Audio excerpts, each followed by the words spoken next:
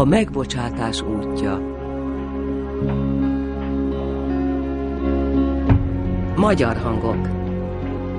Csőre Gábor, Szórádi Erika, Ungvári Gergő, Cető Roland, Agócs Judit, Kassai Károly, Szűcs Péter Pál, Hirling Judit, Stern Dániel, Péter Richárd, Seder Gábor, Törtei Tünde, Beratin Gábor, Garamszegi Gábor, Farkas Zita, Lénárt László, Potocsni Andor, Gazdik Kata, Humrát László, Varga Szilvia, Szabó Gábor, Tóth Szilvia, Nagy Viktor, Simon Aladár, Kis Bernadett, Nagy Blanka.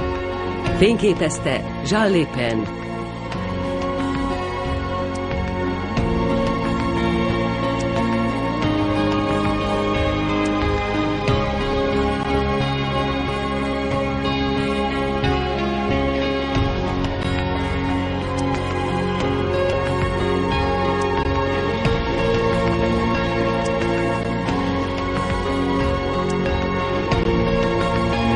Írta Cynthia Riddle és Peter Hunziker.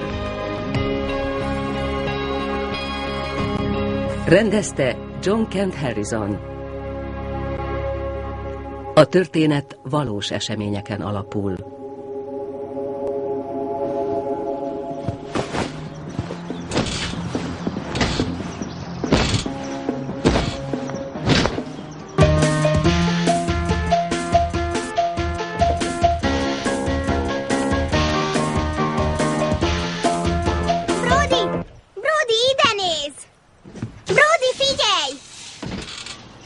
Igen, új világszám, Chelsea Murakami! Éljen! Nagyon finom, majd megadom a receptet. Köszönöm. Buli lesz? Chelsea. Az még egy hónap. Jól van. Szeretek időben felkészülni.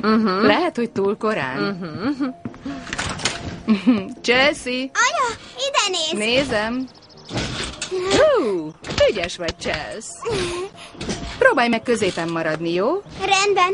Jól van, és cipő nélkül könnyebb. Majd leveszem. Rendben. Cindy, gyere, kóstold meg, légy szíves. Pillanat. Brody, zseni vagy, de a saját szavamat sem hallom. Kicsit halkabban. Zajlik az élet, de hiányzik ez nekem. Egyszer felnőnek, és elmennek ők is. De az még soká lesz. Cindy, mikor Shannon kollégiumba ment, minden korábbi harc és hiszti dacára 2 nap múlva sírtam. Hidd el nekem, repül az idő. Igen. Nem kérek. Nem is adnék. Tom, én hazaküldhetek mindenkit, ha akarod. Nem. Tudod mit? Tartok egy hosszabb ebédszünetet, és megbeszéljük, jó? Rendben. Tartom. Lassan! Engedj! Fogod? Mi van? Igen, megvan. Már beruházó ki akarsz állni. Menjünk. Nem azért mondom, hogy lazítsatok, de anyagi nehézségek adódtak. Jó, ez nagyon szomorú, de akkor most mi lesz? Most éppen ebédidő. Rendben, Bruce. És meddig tart az ebédszünet? Keresek új munkát? Mindegy csónakba nevezünk, Rodney. Nyugi, a gyerekek tanítatása egy vagyonba kerül nekem is. Megpróbálom megtudni, ki fizet nekem minket rendesen, vagy lelépjünk. Hector! Ne engedj ki senkit a telepről. Jól van, Bruce. Figyelj, ha ez a munka bedől, és neked gondjaid vannak, tudod, hogy bajban vagyok. Ne félj, kifizetlek. 2 hónap. Tisztán. Nehogy azt hidd, hogy nem bízom meg benned. Bízol bennem? Csak szóltál, ugye? Kösz szépen.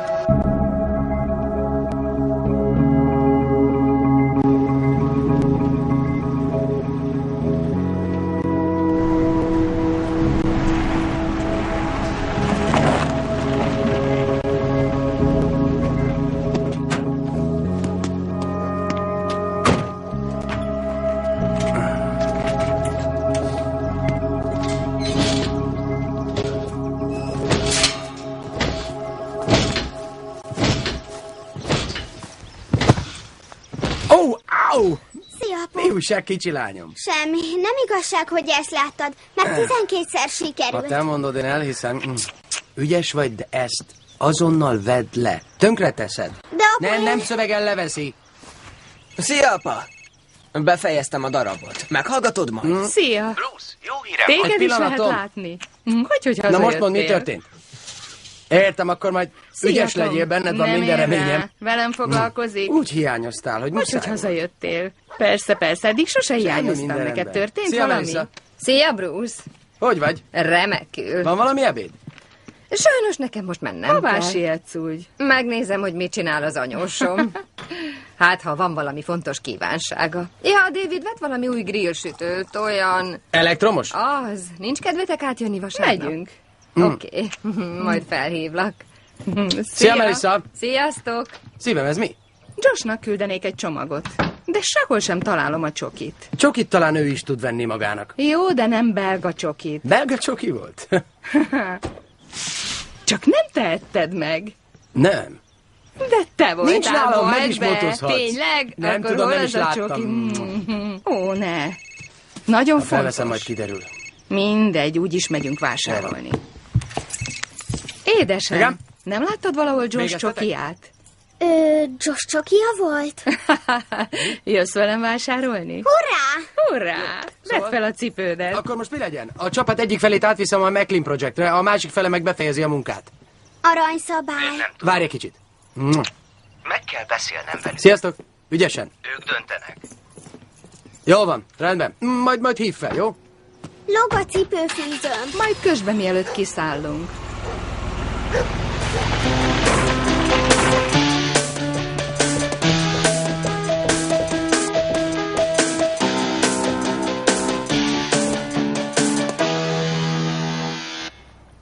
Szia, apa! Ez fantasztikus. És biztos vagy benne, hogy ki is tudják majd fizetni? Remélem. Azért csak járj utána és hív vissza. Jó. Kösz. Van időd? Időm? Mire? Írtam egy új számot. Ja, nem értek a zenéhez, botfülem van. Inkább anyát hallgassa meg. Most fel kell vennem. Halló? Szia! Tom, mi van? Miénk a Még munka? egy jó hír. A többit majd elmesélem. Oké. Ne? Egész biztos voltam benne.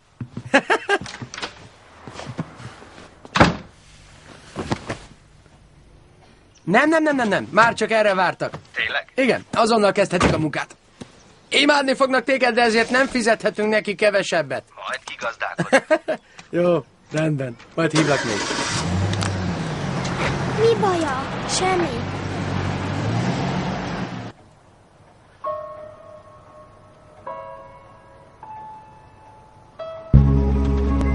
Szia, apa. Szia, kicsim! Újabban te veszed fel anyád telefonját. Ő most vezet. És kaptatok belga csokoládét?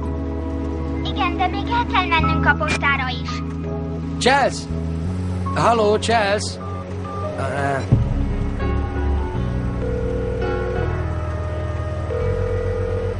Szia, itt Cindy, hagyj üzenetet. Szia, csak én vagyok. Az előbb megszakadt. Minden rendben van, nem kell aggódnod. Megyek vissza dolgozni. Este találkozunk, szeretlek.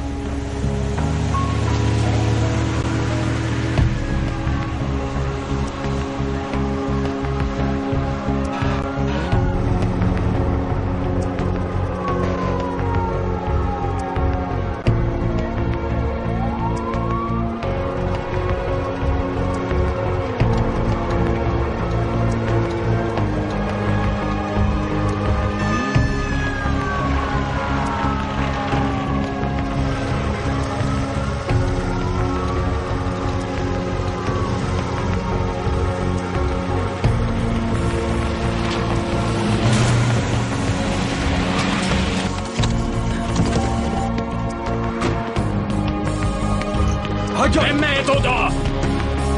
Hagyja békén! Álljon meg! Engedjen! Húzódjanak hátra! Hé, várjon, mi van a sérültekkel? Állítsa meg valaki!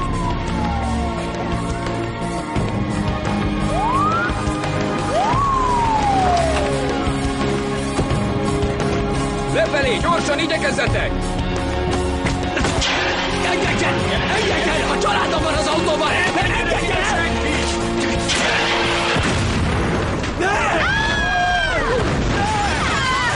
Vigyázz! Menjenek már hátra, és itt van! Nyugodjon meg! Jöjjön vele! Az autóba.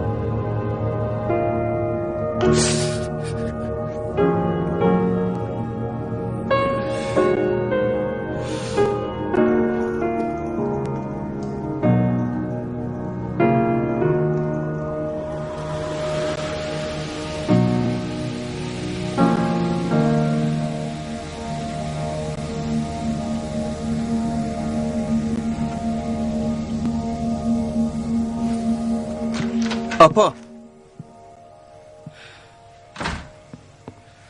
Brody.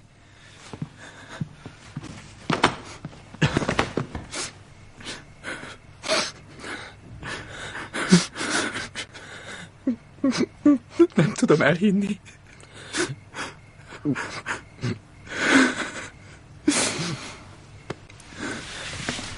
Apa, hol van?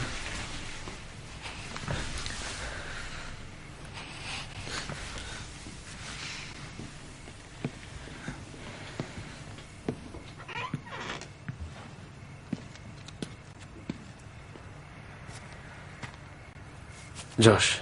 Ez szörnyű.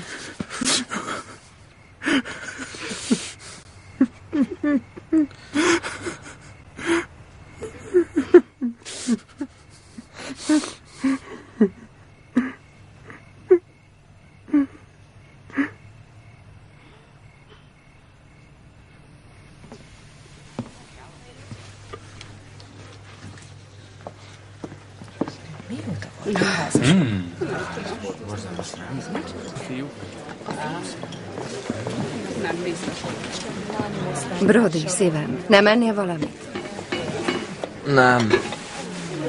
Nem vagyok éhes.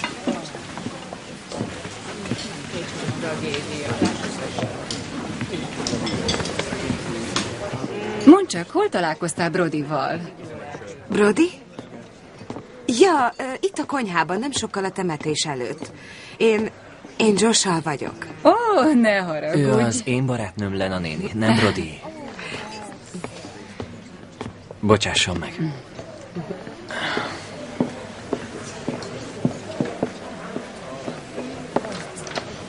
Ó, ez nagyon szép felvétel kettőjükről. Még emlékszem, akkor készült, miután örökbe fogadtátok. Igen. Jó, bocsánat. Elnézést.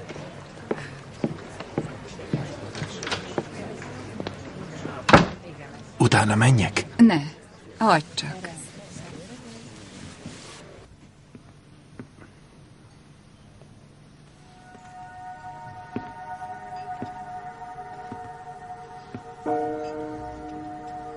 Holnap nyugati szél és többfelé eső várható.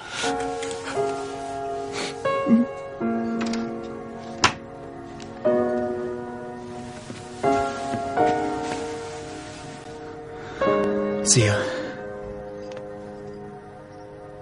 Hogy vagy?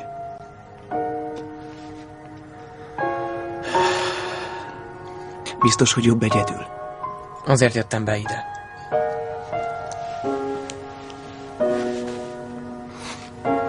Jó.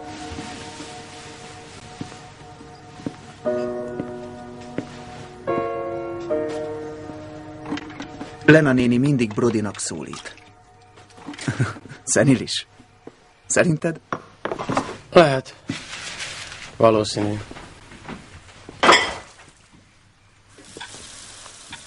Én mégsem hiszem el. Anya soha nem tett volna ilyet.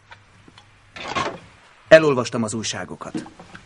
Mindegyikben az áll, hogy anya jelzés nélkül hajtott ki a parkolóból. Josh. Ez nem lehet igaz. Még a kertünkben is mindig használta az irányjelzőt. Tudom. Miért mondják, hogy ő volt a hibás? Én nem hiszem el. Ki ütött el kit? Nem mondd, hogy még csak meg sem kérdezted. Nem tudom, ki volt a hibás, és ki nem használt irányjelzőt. Semmit sem tudok, csak azt, hogy anyád és a húgod meghaltak, más nem számít.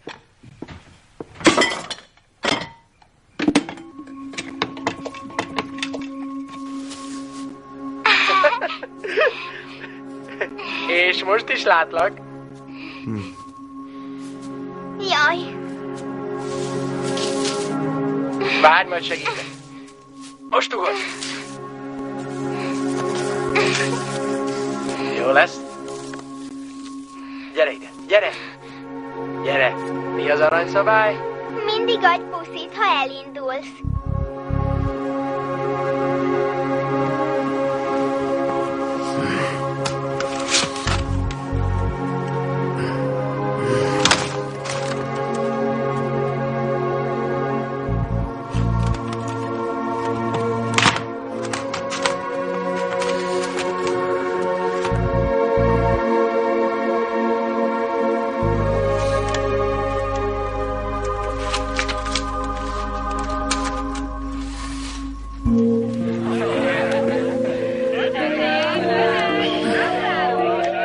Köszönjük! Sziasztok! Sziasztok! Köszönünk mindent! Sziasztok! Sziasztok! Sziasztok!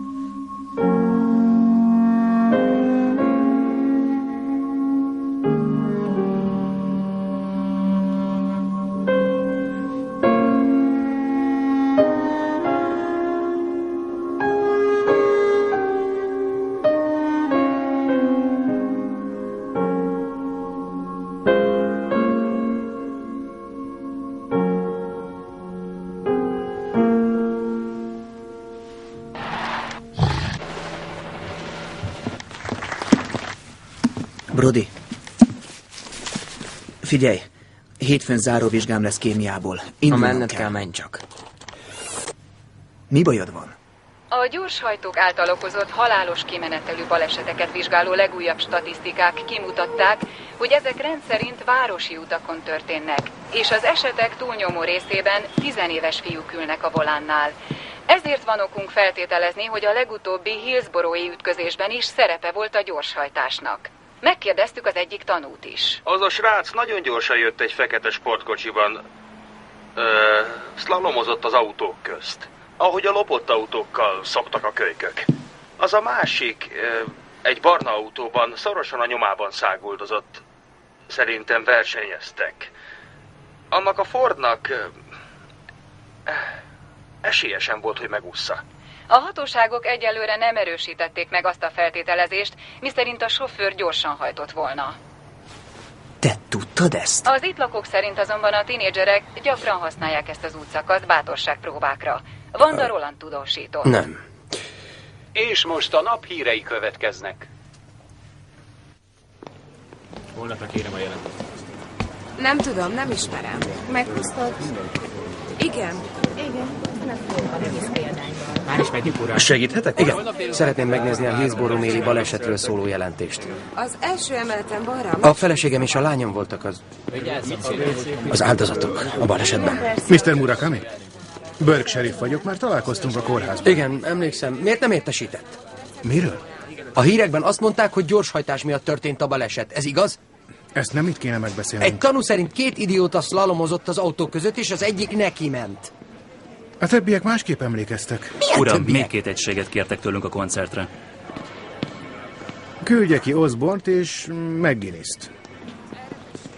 Uram, a mi feladatunk, hogy kiderítsük, hogy történt a És baleset. a srác, aki beléjük rohant? Ha kiderült, hogy ő okozta a balesetet, letartóztatják, ugye? Mr. Murakami, a tanúk ugyanazt mondták. A felesége hirtelen kikanyarodott. Biztos, hogy nem akart meghalni. A lányunk is vele volt. Lehet, hogy nem ő hibázott. Akkor sem tartóztathatunk le valakit anélkül, hogy kivizsgálnánk, mi is történt. Ott voltam. Láttam, hogy nézett ki a kocsi. Csak nagy sebességgel való ütközés okozhat ilyen mértékű sérülést. Mr. Murakami, ezt bizonyítani is kell, különben egyszerű balesetnek minősül. Vagyis aki megölte őket, nem is felel érte? Elnézést. Ezt az ügyész úr küldte. Amíg nincs megfelelő bizonyíték, nem emelhetünk vádot. Ez ilyen egyszerű? Megértem a felindultságát. Dehogy érti. Szörnyű veszteség érte. Mindent elkövetünk, hogy kiderítsük, hogy történt a baleset. Szavamat adom rá.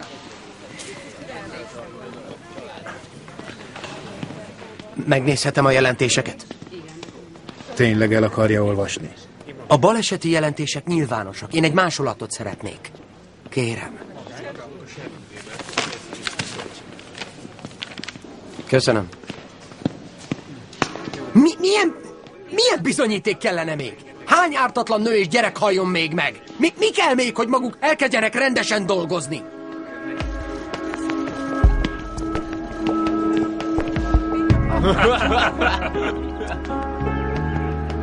Jól szórakoztok? Fogtok ma még dolgozni is? Éppen ebédszünet van főnök. Látom, azért a szemetet összeszedhetnétek. Higgadj le. Ha idejön egy ügyfél és látja, hogy mindenki ül a seggén és tömi a fejét, mit szól Én majd? is tudom. Mi itt szigorú határidőkkel dolgozunk, az én jó hírem forog kockán, nem a tiétek. Igen, tudom, de eddig jól haladtunk, és ebédidő van.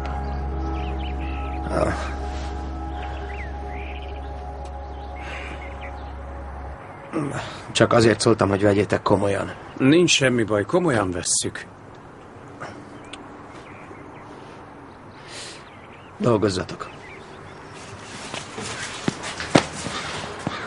Bruce. Megértelek. A fiúk és én nagyon sajnáljuk. Kösz.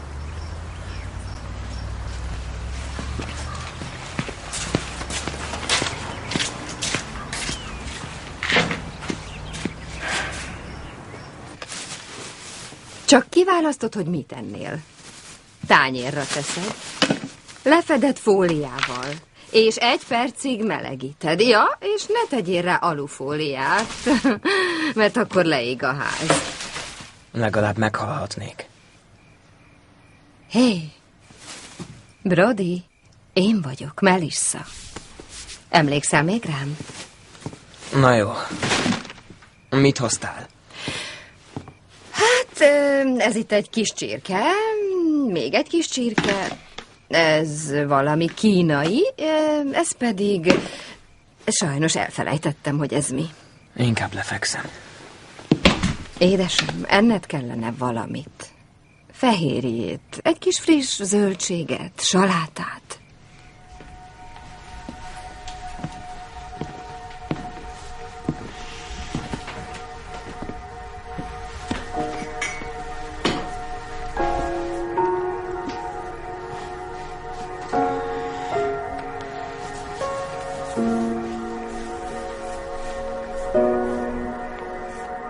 Úgy érzem magam ebben a házban, mint egy kísértet. Mintha nem én lennék.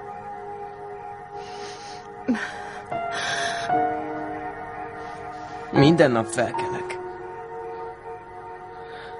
Ahogy eddig tettem. Fürdök. Fogat mosok. Tanulok. És mindig arra gondolok. Miért vagyok itt, és ők miért nincsenek?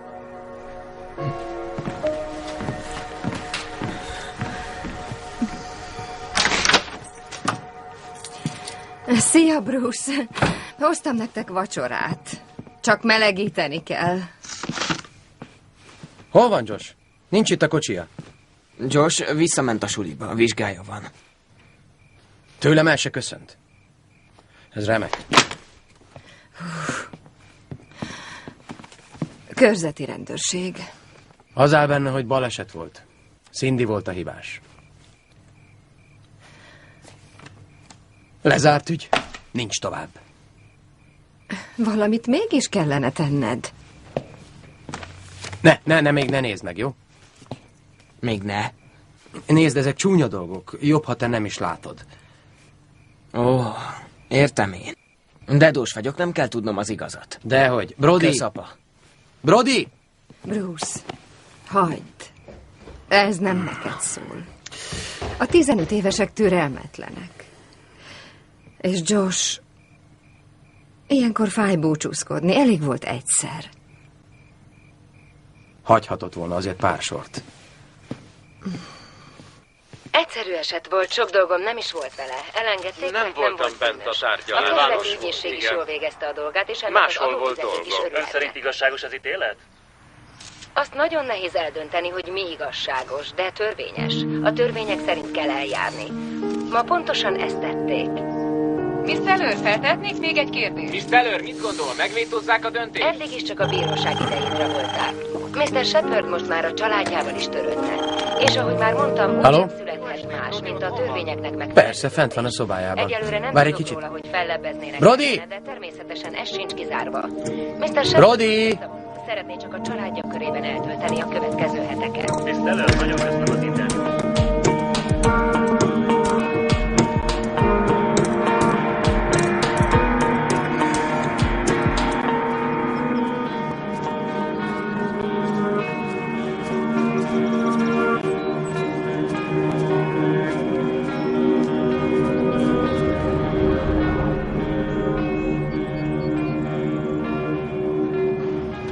Csak ha megengedem. Jaj, már hogy ne engedném meg, tőlem maradhat. Egész biztos? Igen, ha akar, maradjon ott. Ha Davidet sem zavarja egy morcos kamasz fiú. Csak örül majd neki. Akkor jó. És kösz, Melissa. Nagyon rendes vagy.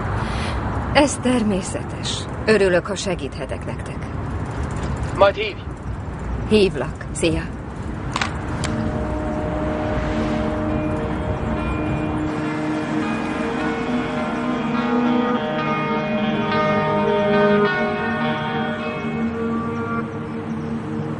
Mi az? Milyen volt a vizsga? Baj van? Hívd fel apádat. Josh, mit vegyek neked? Kávét. Vagyis inkább csak vizet.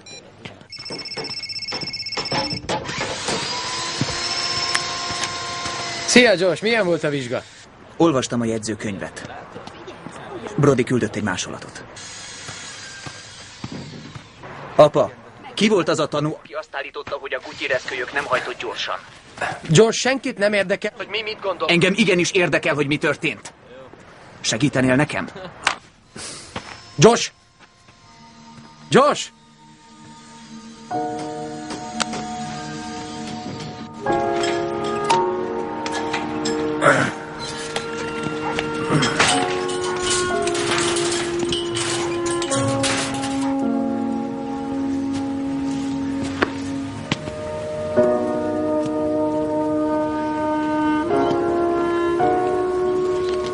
Ez se kell már. Sütöttem neked steaket. Nem vagyok éhes. Brody! Brody! Brody! Jól van, ez az. Gyere ide!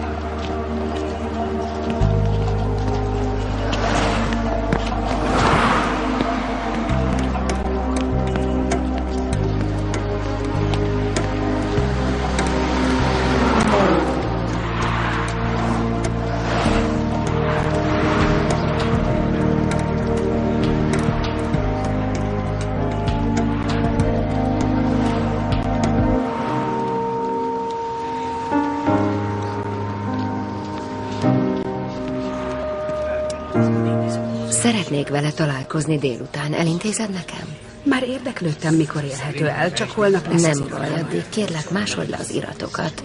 Te pedig úgy készülj, hogy velem jössz. Mr. Thompson? Miss Teller? Igen. Miss Teller, a bizonyítékok alapján a védencét felmentjük. Köszönjük, hölgyeim és uraim! A bíróság visszavonul. Álljanak fel!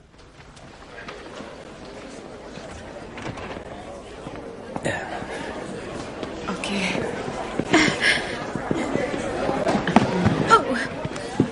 Elnézést kérek, Miss Teller. A nevem Bruce Murakami. Ez pedig egy jegyzőkönyv, ugye?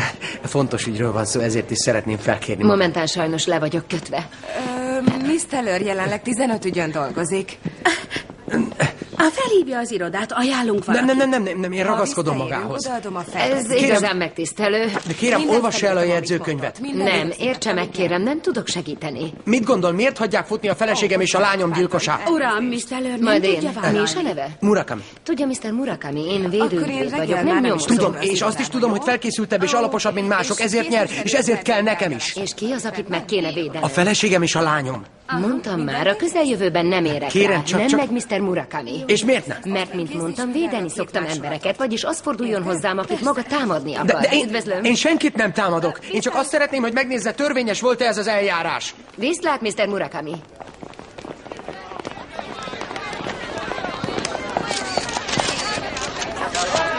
Ő a legjobb, ugye? Azt hiszem. Miss Teller, számít fellebezésre? A körzeti ügyészség valószínűleg fontolóra veszi majd, hogy... Még van egy kis dolgom. Intézd csak. Bent találkozunk. Rendben. Szia, Erin. Szia, de rég láttalak.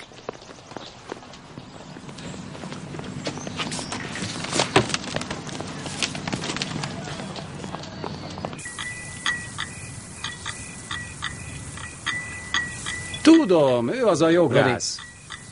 Brody, hagyd már abba. Aki a tévében is szokott nyilatkozni, sokszor láttam. Ő védte azt a képviselőt, a piramis játékost. Ő az, okos. És nem adja fel. Igen.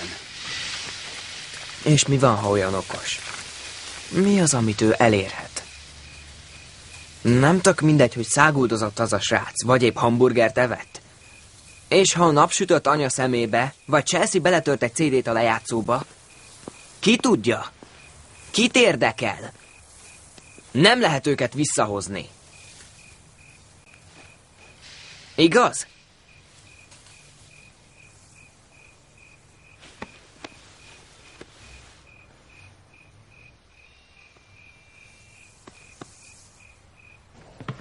Bocsánat, de ez meglepetésként érte. Tom, minden szempontból alaposan át kell vizsgálnom, vagy el sem vállalom. Minden információt megkapsz, majd semmi gond. Jól van, Tom. Nálad van a labda. Küld vissza, ha mindennel elkészültetek. Rendben, Erin, holnap visszakapom. Jól van, szia. Szia. Egy bizonyos Mr. Murakami keresi. Elég kitartó.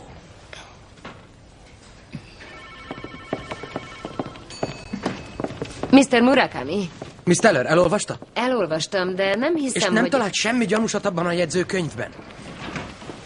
Menjünk az irodámba. A rendőrségen azt mondták, hogy kizárólag a feleségem felelős a saját és a lányunk haláláért. De én ezt nem hiszem el. És ugye maga sem. A rendőrség balesetnek minősítette az ügyet a szemtanúk vallomása alapján. Kér Mr. Johnsontól 5 percet. Rendben. Megfelelő ellenkező tartalmú terhelő bizonyíték hiányában nem lehet eljárást indítani a másik sofőr ellen. Van jogi akadálya annak, hogy újra tárgyalják az ügyet? Nincs, de azért keressen valakit, akinek vannak kapcsolatai az ügyészségen. Csak hogy én a legjobbat akarom. Az nem én vagyok. Egyszer gyújtogatással vádoltak 2 gyereket. Megvédte őket, mert figyelt rájuk. 6 vagy 7 éve volt. Lehet, hogy tévedtem. Az én ügyem nem passzol a karrierje évéhez. Az ma már biztos túl jelentéktelen magának.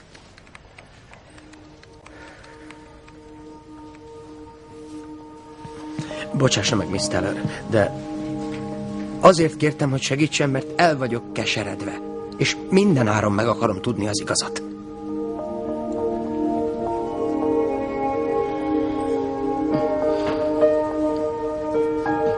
Előzetes vizsgálatra lesz szükség. Én mindent megteszek. Magától azt kérem, hogy ne bízzon a sikerben. Egyáltalán nem lesz könnyű. Nekem mostanában semmi sem megy könnyen.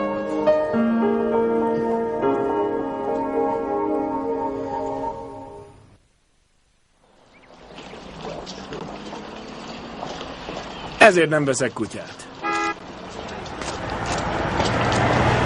Akkora volt az ütközés, hogy a kocsit egészen az út szélére sodorta.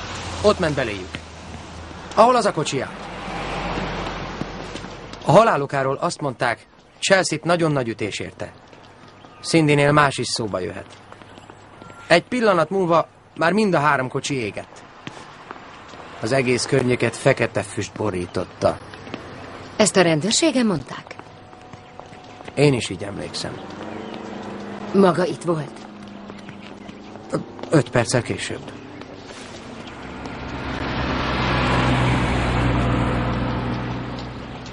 Szeretné meghallgatni a tanukat, de egyedül is mehetek. Hogyha lehet, elkísérem.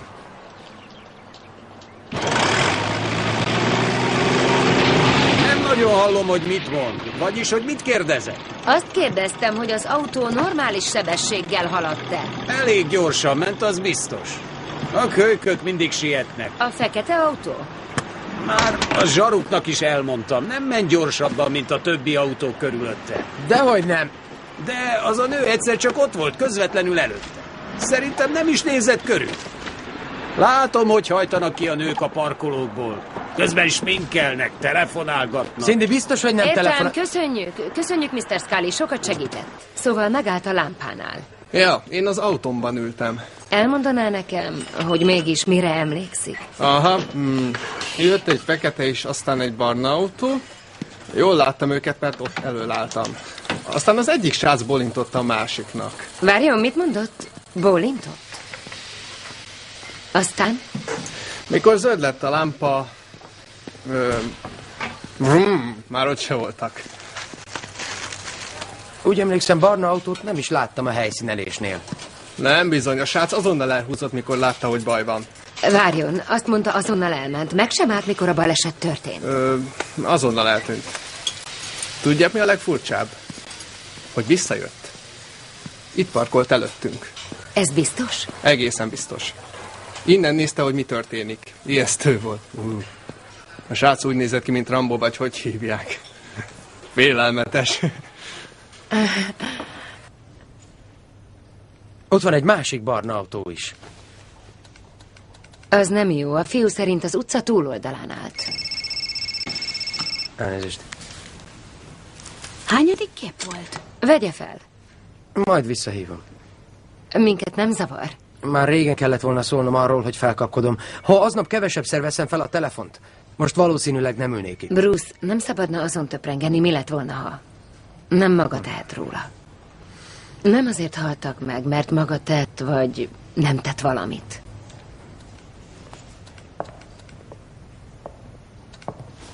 A híradó stábja megérkezett. Elnézést, nyilatkoznom kell egy bizonyos ügyről. Nézd. Zajlik az élet. Maga maradhat még. Ott. Ott, barna autó a szemközti parkolóban. Ott van. Látszik a rendszám, de sajnos nem olvasható. Majd mi segítünk, igaz?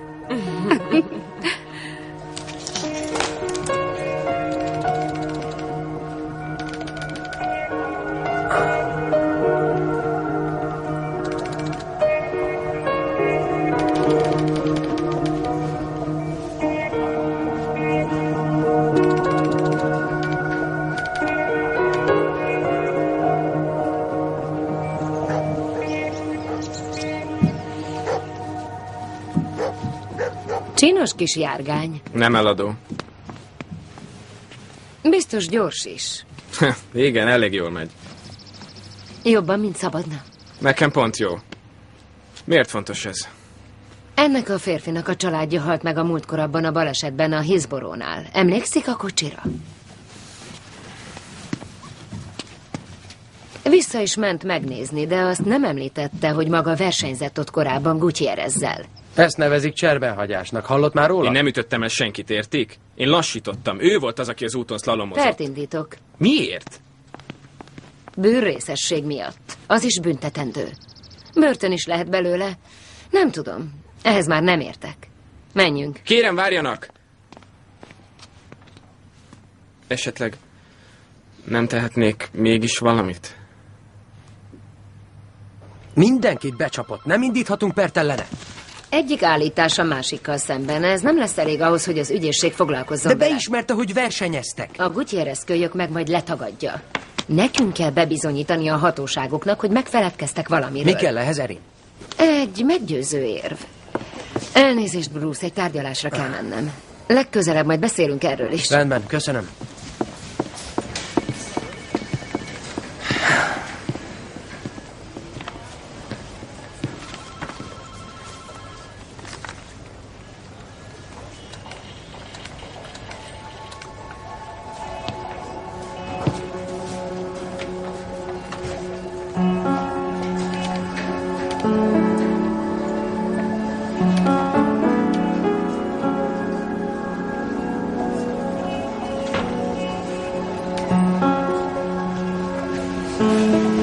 Ott van egy.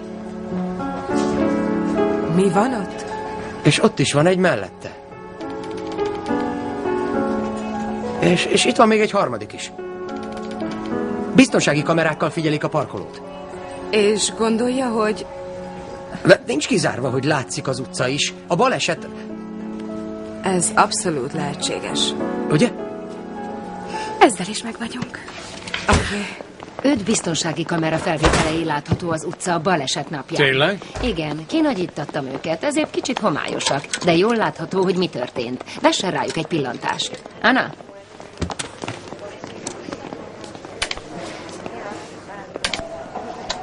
A felvételen látható második autó Mr. Gutierrezé. Kiszámítottuk, hogy több mint 100 km/h sebességgel haladt. És azt hiszem nyilvánvaló, hogy ők ketten versenyeznek. Itt a másolat. Értesítsen a döntéséről.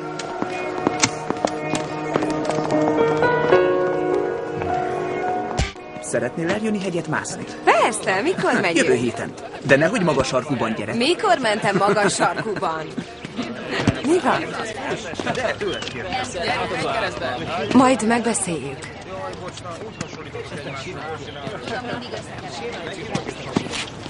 Szia, öcsi. Szia, Josh. Hogy kerülsz ide? Busszal, apa nem tud róla. Remek. Apa? Szia, Josh! Hallom, felfogadtál valami jó ügyvédet. Kitől tudod? Az öcsémtől. Brody vagy 2 órán keresztül beszélt róla. Brody iskolában van, nem? De igen, iskolában van. Végül is? Hogy jött ez a zene? Anya mindig rám szólt, hogy ne zajongjak. De tudom, hogy azért örült neki, hogy zenélek. Az iskola teljesen lefáraszt. A tanárok is bénák. Az iskola néha unalmas. Azért egyszer túl kell esni rajta. Éljen. Sziasztok, leülhetek én is?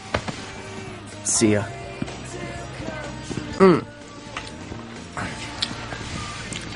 Nektek ízlik ez?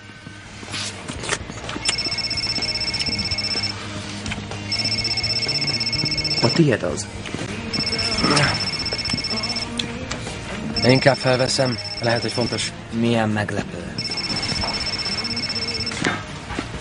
Igen? Miért? Mi történt? Kösz, hogy beköptél. Brody! Köszönöm, hogy hívott, ezek jó hírek, igen. Maga szerint elég lesz ahhoz, hogy az ügyész elindítsa a pert? Nagyon jók a felvételek. Majd hívja, hogyha megvan az eredmény. Jelentkezem. Ülj vissza! Nem tűnhetsz el úgy, hogy azt sem tudja, hová mentél. Érted? Elég baja van. Nekünk talán nincs. Nem kell, hogy te is csináld a cirkuszt. Majd békén. Legyen eszed. Szerintem beszélnetek kellene. Köszönöm. Sose bírt engem Josh, nem szeretett. Az egyetlen, akit szeretett, az meghalt. Fiúk, hihetetlen mi történt. Az ügyvédnő Erin és a 2 asszisztense úgy tűnik bebizonyították, hogy a Gutierrez kölyök gyorsan hajtott. És le is fogják tartóztatni. Nagyon úgy néz ki. Holnapi tárgyalásban megjelösszük a számot. Majd a szünetben megbeszélni.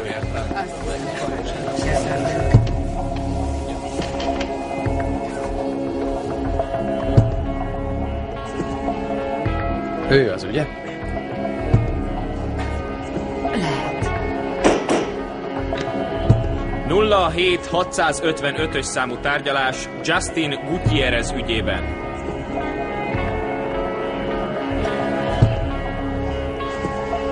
Mr. Peterson, kérem fáradjon ide a vádlottal.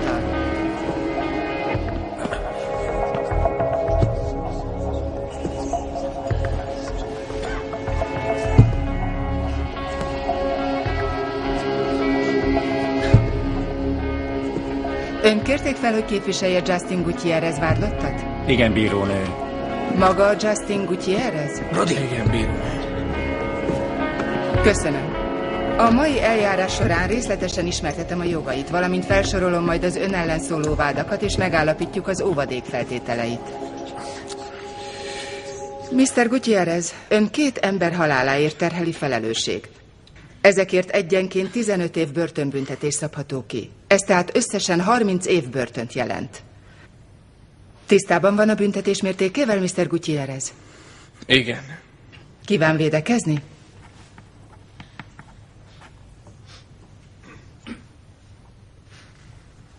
Mr. Gutierrez kíván védekezni?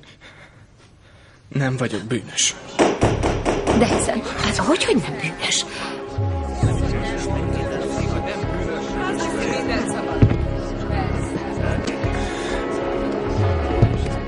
Nem tudom, mit mondjak. Semmit. Itt van az ügyvéd úr.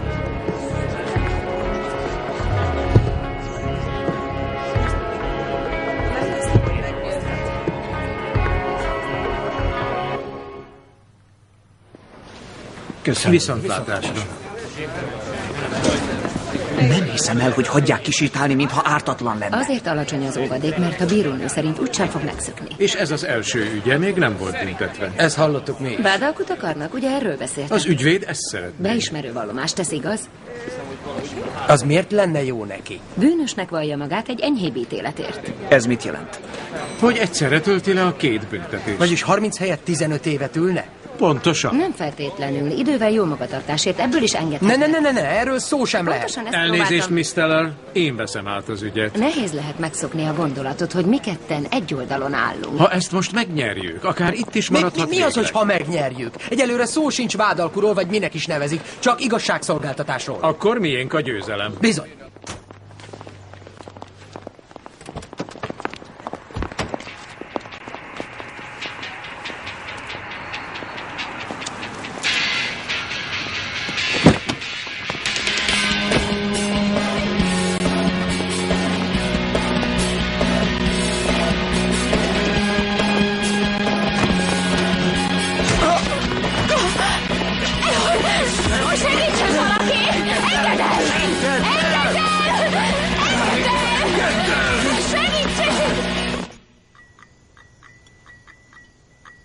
Ezzel nem tudsz megoldani semmit. Mi is haragszunk rá, de attól, hogy haragszunk, még nem feltétlenül kell hülyeséget csinálni. Mi jutott eszedbe? Még szerencse, hogy nem jelentették fel. Megtehették volna. Ugye te is tudod? Tudja, Bruce. Nem ízik nektek a lazanyám. Igaz, vega, nem szeretitek. Ja, dehogy nem, finom. Nekem ízlik. Szerintem sem ez a ti bajotok. Nektek magatokkal van bajotok. Nem igaz? Talán beszélgethetnétek néha. Bevált módszer.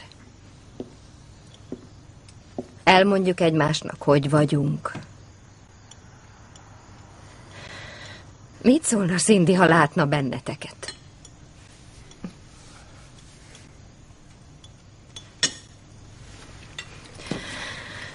Bocsánat.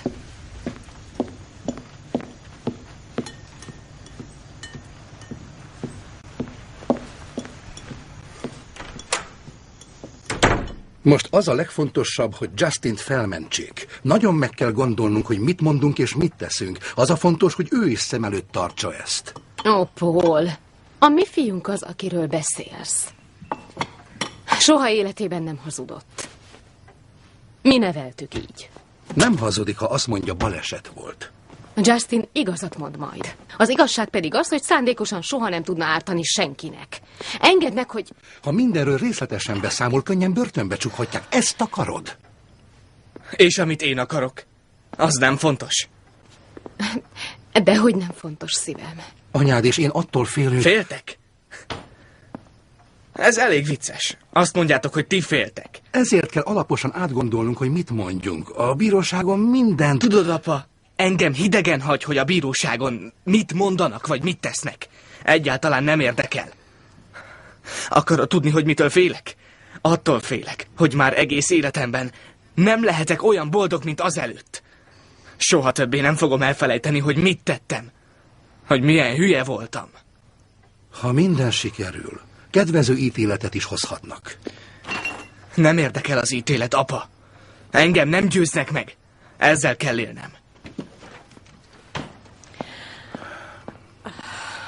Édesem. Szerencsétlen gyerek. Borzasztóan világviselni. Nézd meg az anyját. Pali végül referálta a lövést.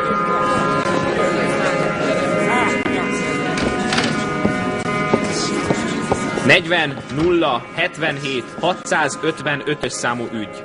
A vádlott Justin Gutierrez.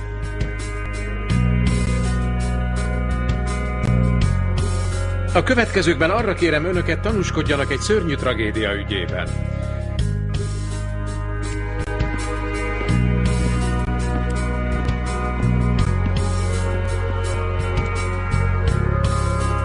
A baleset a Hillsborough Mail bevásárlóközpontnál történt.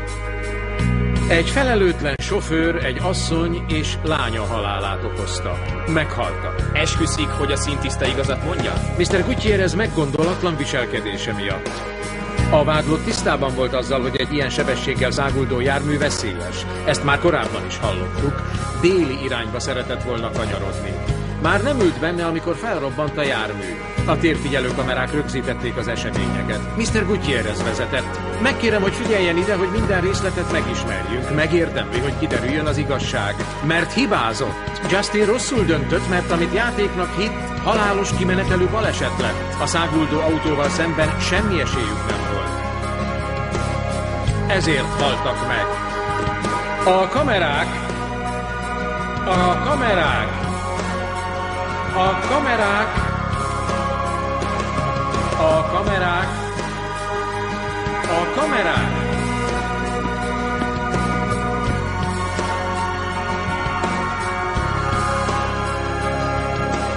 A kamerák... A kamerák... Felelőtlen. Megölte. Megölte. Gutierrez. Gutierrez.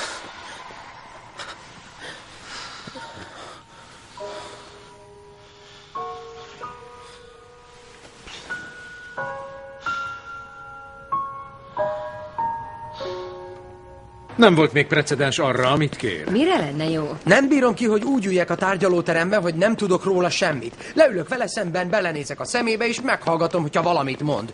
Ügyvéd nélkül, tanúk nélkül, csak mi ketten. Olyan nagy kérés ez.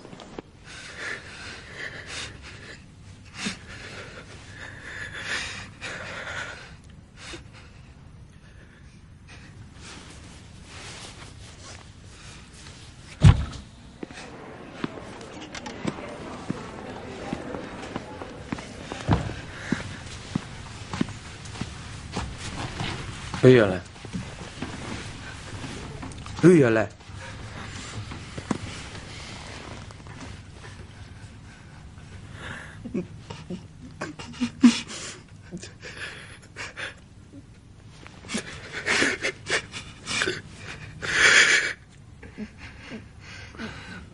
Mr. Gutierrez.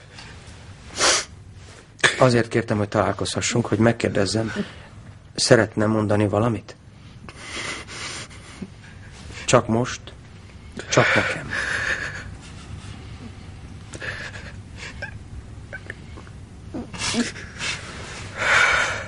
Szeretne mondani valamit nekem?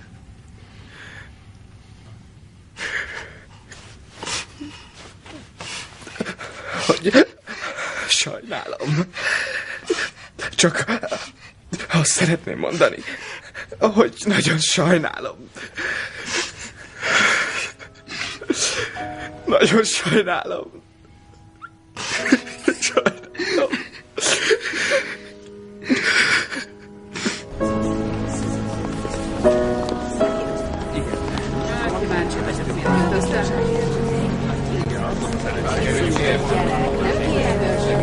Justin Gutierrez vádlott védelmében. Tisztelt bírónő! Arra kérem, vegye figyelembe, büntetlen előéletű, nem szándékosan tette, megbánta. Ez teljesen világos. Nincs szándékosság. A tanúk kihallgatása megtörtént. Mr. Gibson, szeretnék kiegészíteni a vallomását?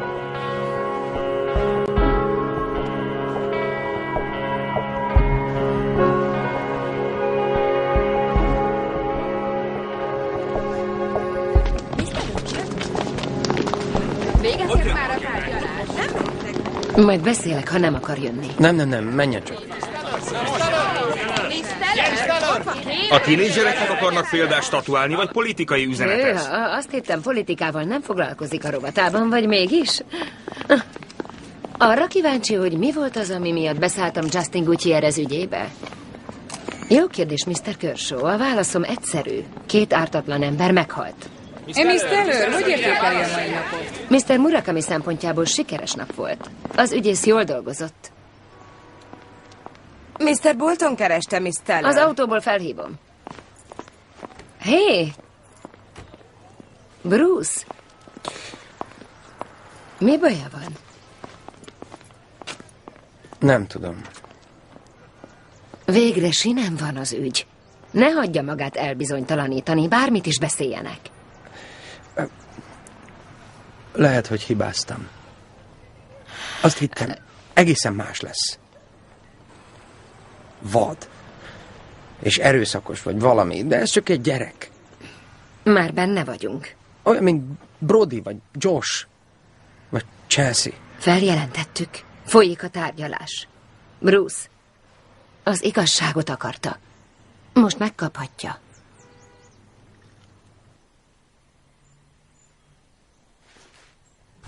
És hogy halad a tárgyalás? Néztük a fiúkkal a híradót, és neked nincs miért izgulnod. A kölyöknek annyi. Biztosak vagyunk benne. Na igen. Figyelj, ezt mérjük meg. Szerintem jó így. Erről van rajzod? Van. Igen? Bruce Murakami. Én vagyok. Maga Brody apja? Igen, Brody a fiunk. A fiam. Az előbb verekedett. Mit csinált?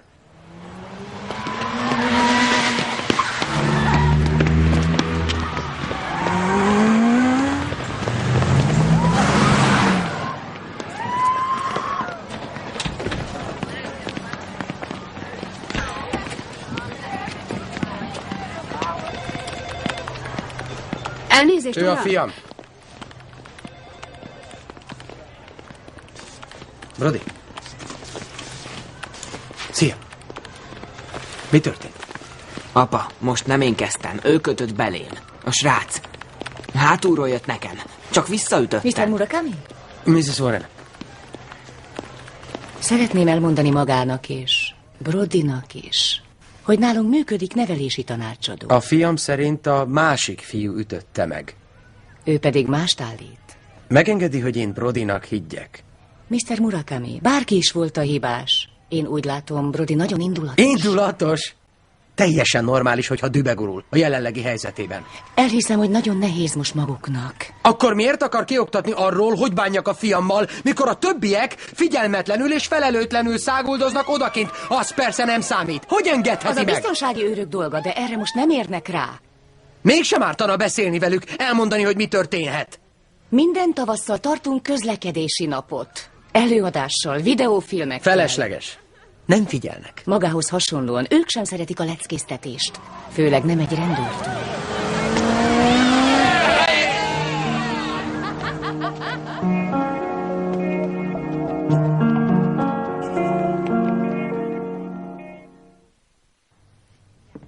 Mire akar kérni? Egyszerű, ha elítélik... Ha elítélik. 30 évig ülhet. Úgy van. Ha lehet, még ne foglaljon állást. Jól van. Köszönöm. Késő van ahhoz, hogy vádalkut ajánljunk. Miért éppen most akarja ezt? Mikor legutóbb említettem ezt a... Tudom. De ha beismeri, hogy bűnös, nyilvánosan, beszél róla, az segít sok mindenkinek. Felhívná az ügyészt. Nézze, erre még nem volt példa. Lassan megszokom, hogy ilyeneket kér tőlem. Mit gondol, belemennek? Nem tudom. Bruce, nekem nem tetszik ez az ötlet. De miért nem? Mert keményen dolgoztunk, hogy felépítsük azt, amit most lerombolna. Nem értem magát. Higgy el! Erin semmit nem tesz meggondolatlanul. Megnézem, mit tehetünk. Kösz. Arra kért, hogy képviseljem Cindy és Chelsea érdekeit. Ártatlan áldozatok. Tudom, és azt is tette. De úgy érzem, ez így helyes. Így lesz a legjobb. Nézze, Bruce, én nem bánom.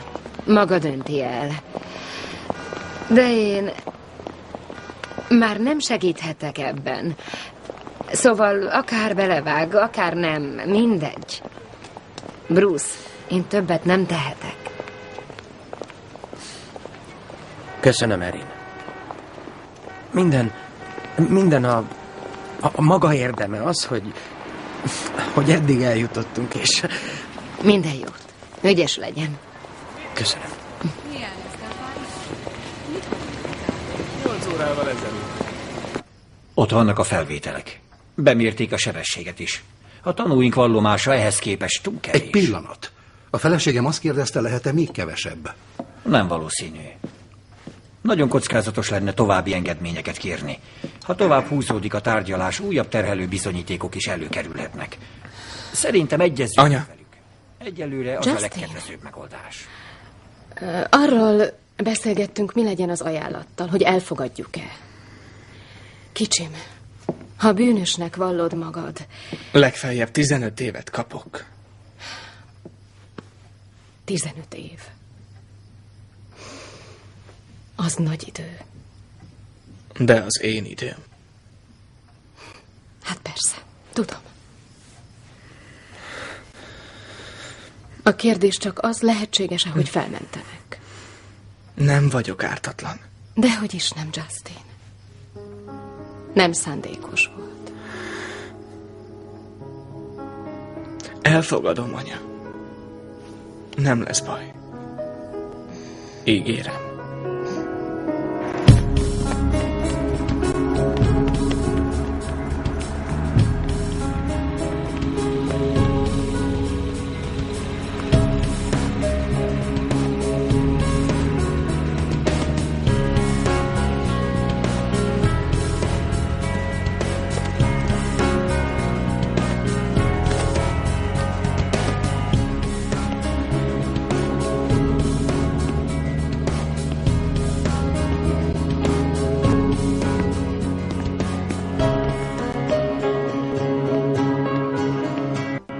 Minél gyorsabban és rendesebben, ha lehet. Nem foglalt.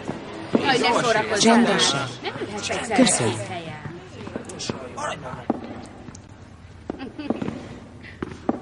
Szeretném bemutatni nektek Bruce Murakamit. A fia Brody iskolánk tanulója. Ahogy azt sokan tudjátok, Brody anyja és húga nemrég meghaltak egy autóbalesetben. Ez a tragikus baleset nem véletlenül történt. Szeretném, ha odafigyelnétek arra, amit Mr. Murakami mondani szeretne. Mr. Murakami? Köszönöm. Köszönöm Mrs. Warrennek, hogy ide jöhettem. Nem az ő ötlete volt, az enyém. Az az igazság, hogy még soha nem voltam ilyen helyzetben. Na jó. Először is elmondanám, hogy a baleset után sokáig élt egy kép bennem arról, aki azt az autót vezette. Biztos, hogy bennetek is él egy. Később aztán rá kellett jönnöm, hogy hogy ez a fiú egészen más. Olyan, mint te. Ez maraság. Vagy te. Vagy te. De nem ti voltatok. Hanem ő.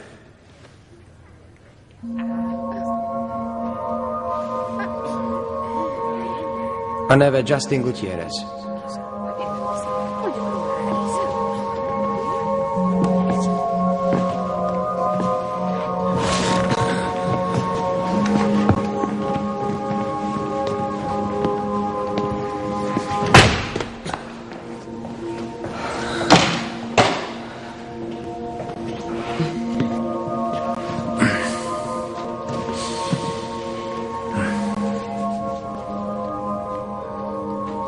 Sziasztok!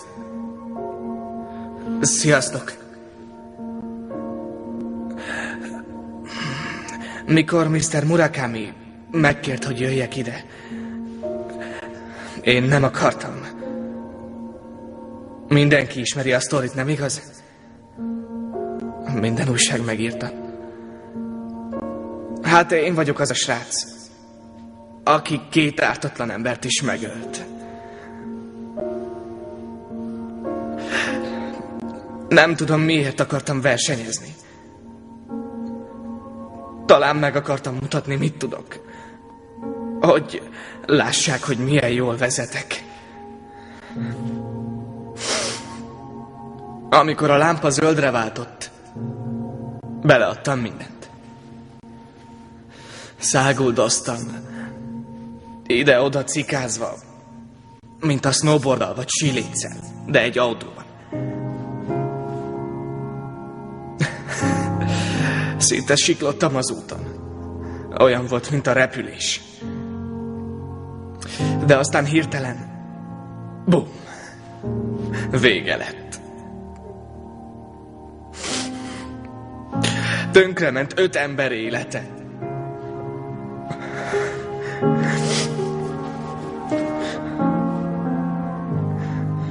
A szüleimmel együtt 7 emberé. A 8. az enyém.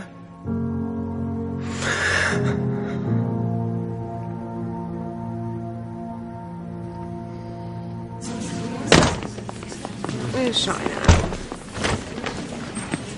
Hát én is. Ők is. De megváltoztak. Te sem vagy különben. Ja, igen, tényleg.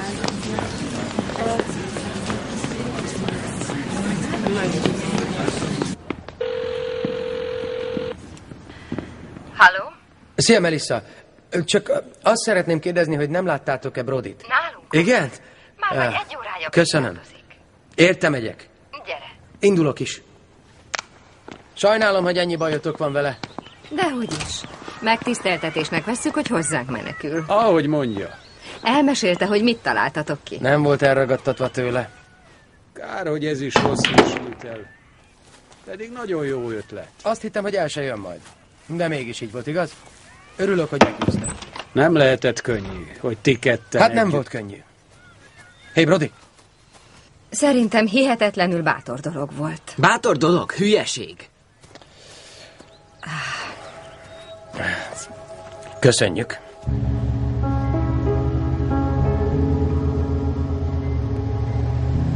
Szerinted hülyeség? Tök mindegy. Azt hittem, jobb lesz majd, ha egy olyan fiú meséli el, aki veletek egykorú. Egyébként, nekem nem is szóltál. Joshnak mondtad? Nem.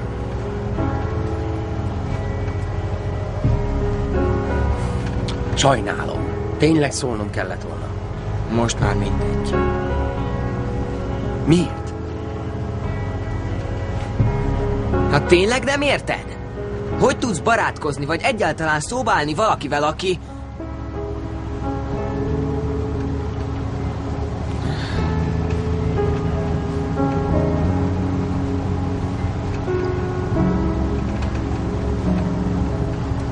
Milyen volt az előadás? Tanulságos volt, amit hallottatok? Mi is szoktunk versenyezni, de ez velünk nem történhet meg. Mi nagyon vigyázunk egymásra.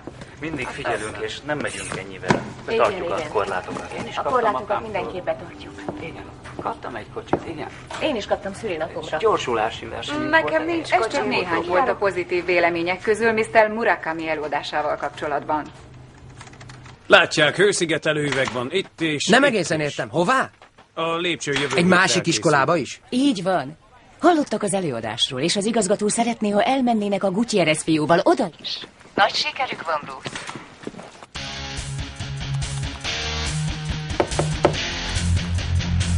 Brody, tudom, hogy nem helyesled, amit teszek. Ezt jól látod. Megértem, ha haragszol. De nem gondolod, hogyha többet beszélünk róla, és ezzel megelőzhetjük mások tragédiáját, akkor megéri?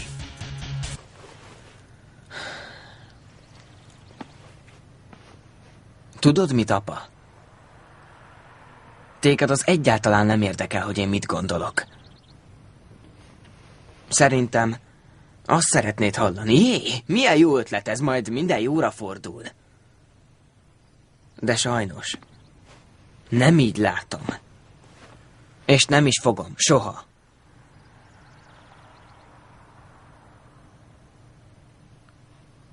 Most gyakorolnom kell.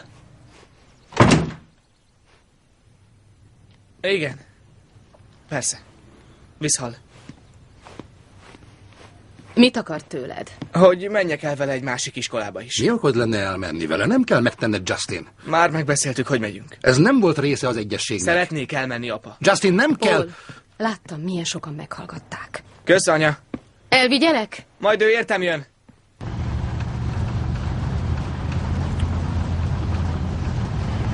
Kínos helyzet, mi? Eléggé.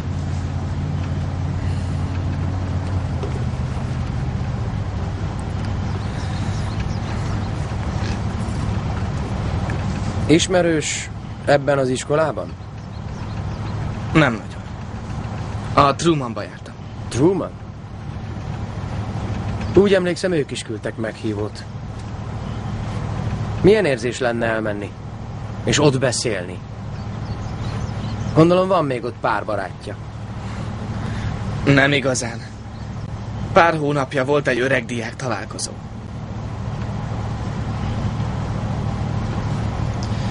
Na és milyen volt?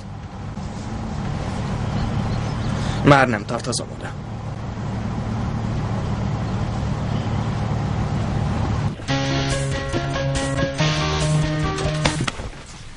Na mi van? Már suliba se kell járnod, haver. Szia. Hogy vagy? Hát... Igaz, amit a bíróságon mondtak.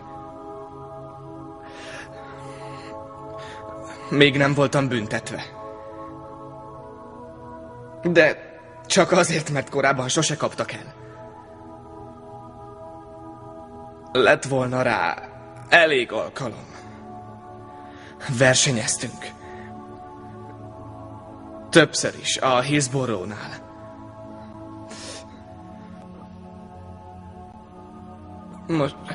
Most már, amíg élek, nem felejthetem el, amit tettem. Itt lesz velem a bánat. A fájdalom, amit Mr. Murakaminak és a családjának okoztam.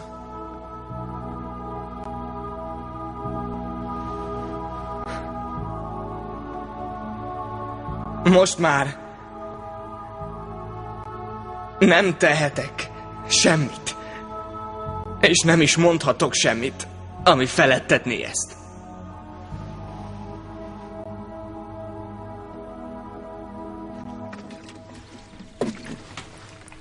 Hogy is mondtad?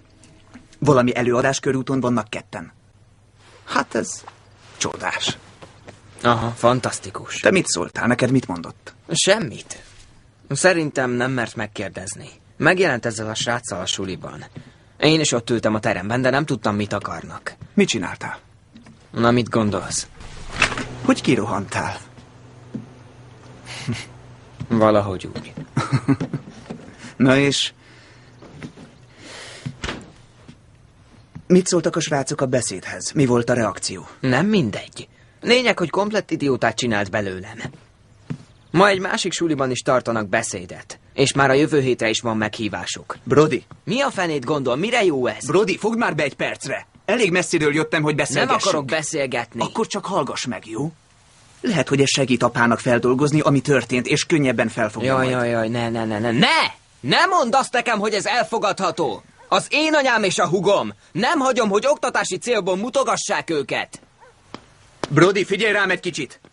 Brody, állj meg! Brody, várj! Tudod, hogy apának fontos az emlékük, és szeretné, hogy ami történt abból... Mi lenne? Szikrázó napsütés, muzsikálás a tábor tűznél. Mi lesz azzal a hülyével? Megvigasztaljuk, Brody! Csapunk neki egy ünnepséget, hogy ne szomorkodjon. Brody, megállnál hogy senki végre! nem veszi észre. Brody! Brody, vigyázz! Brody! Brody! Életben van? Hogy került ide? Brody!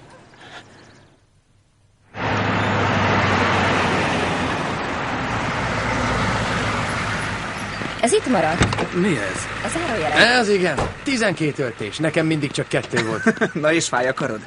Ez csak törést, nem nagy eset. Nem? Tényleg nagy szám, kibírja. Akkor térjünk a tárgyra. A fickó beléd rohant, amikor bicajoztál. Apa. Ez az én hibám volt. Ja, szerencsénk volt. Mindhármunknak. Kicsit bizarr. Minden reggel ugyanúgy történik. Ha felébredek, még mielőtt teljesen észhez térek, pár másodpercig úgy érzem, szép a világ, minden a helyén van, nincs semmi baj. Aztán egyszer csak eszembe jut, hogy meghaltak. És kiráz a hideg. Fázom, mintha a szabadban aludtam volna. Egész éjjel.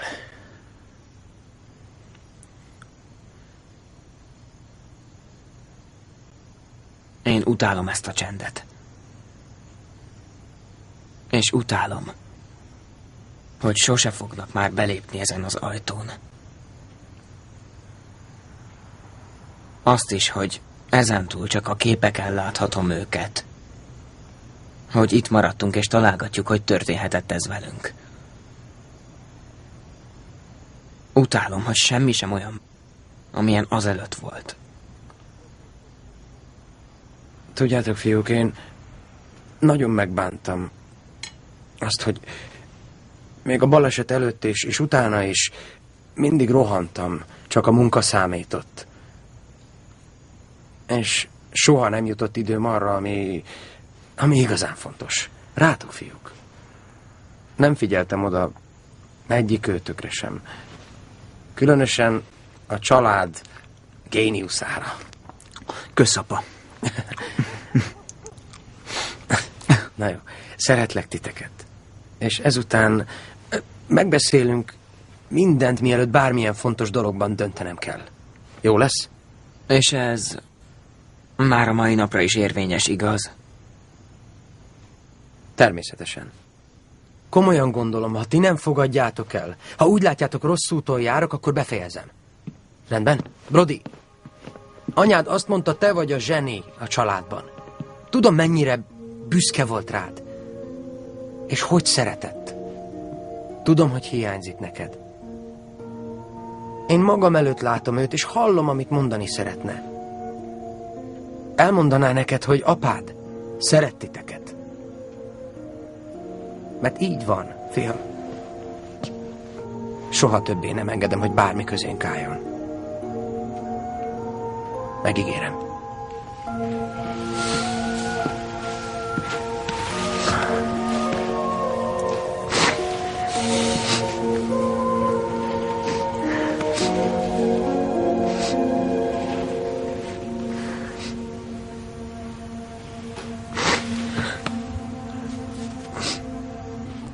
Mr. Murakami, Bruce. Jó napot, Erin. De jó, hogy látom. Én is örülök. Mindent nagyon jól csinált.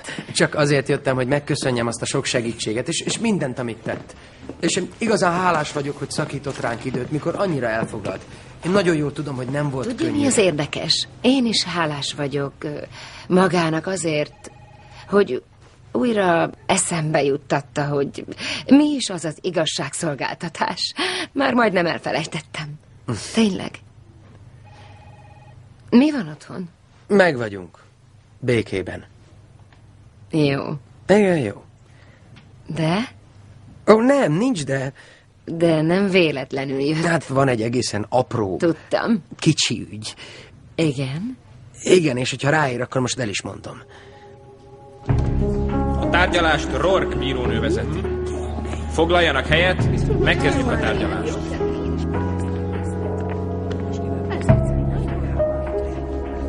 Úgy látom, a vádalkú tökéletesen egyértelmű. A vádlott kettős emberölés elkövetésében bűnösnek vallja magát. Az ezekért kiszabott börtönbüntetést pedig egyidejűleg 15 év alatt töltheti le. Jól értelmezem a megállapodást? Igen, bírónő. Az ügyész úr elfogadja a feltételeket? Nem, mi nem fogadjuk el.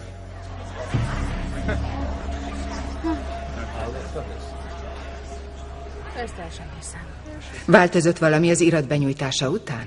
Mr. Murakami és én ma hajnalban elkészítettünk egy módosított javaslatot. Benyújthatom?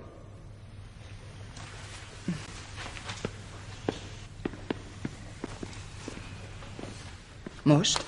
Az ítélet hirdetés előtt 2 perccel jut eszébe? Mr. Murakami, támogatja a módosítást? Támogatom. Igen.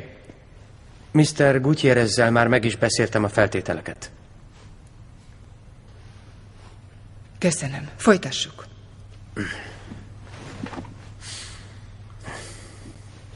A megállapodás részeként kérjük a bíróságot, engedélyezze, hogy a felek személyesen felszólalhassanak.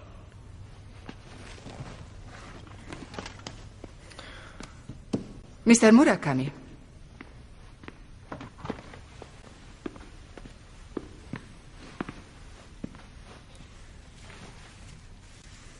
Három hónapja alkalmam volt arra, hogy elmondjam Mr. Murakaminak, amit érzek a szörnyű tragédia óta. Elmondhattam neki, hogy mennyire szégyellem a felelőtlenségemet. És most megismétlem ezt, nyilvánosan. A fiai előtt. És akár mindenki előtt. Hogy nagyon sajnálom.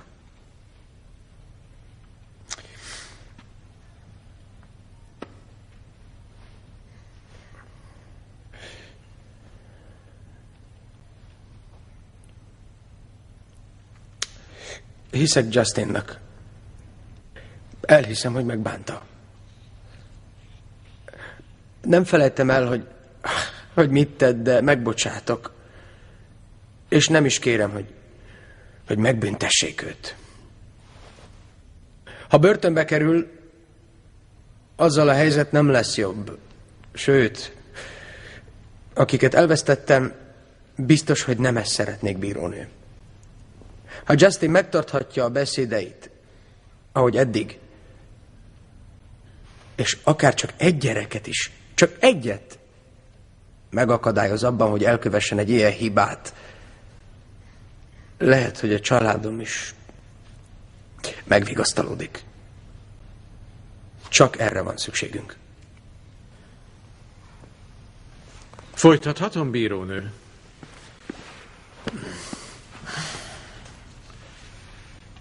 A megállapodás alapján Mr. Gutierrez és Mr. Murakami közösen lépnek fel a tinédzserek felelőtlen száguldozása ellen.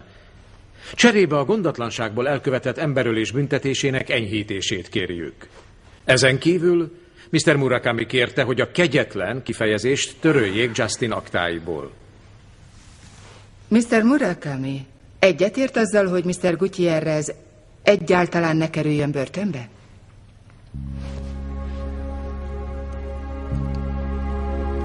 Igen, bírónő.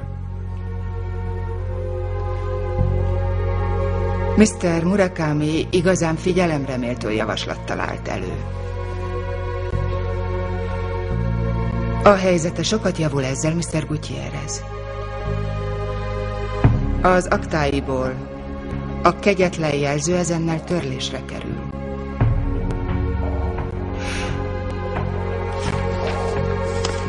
Figyelembe véve az elhangzott információkat, módosítanom kell a tényállást.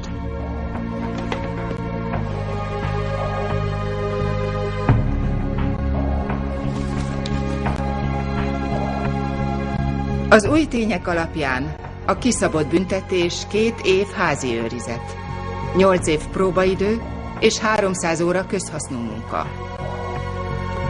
Mr. Gutierrez, remélem tudja, mekkora esélyt jelent ez magának. Éljen vele. A tárgyalásnak vége.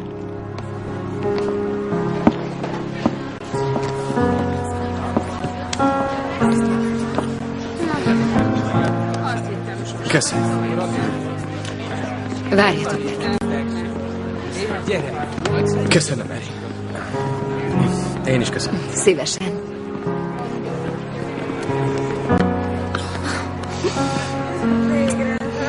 Szia. Jó voltál. Köszönöm. Köszönöm. Mindig hittem benned.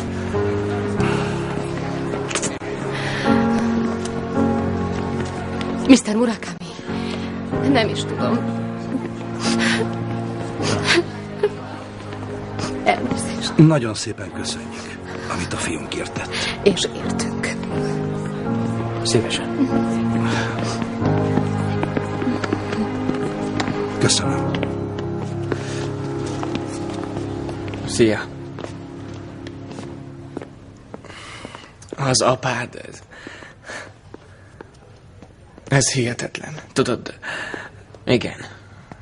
Tudom. De tudom, hogy te és a bátyád sosem...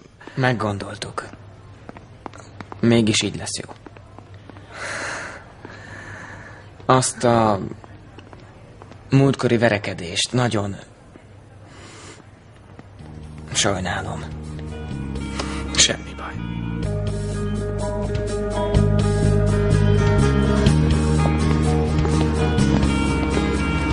Szép volt, Mr. Murakami. Köszönöm. Minden jót. Kösz.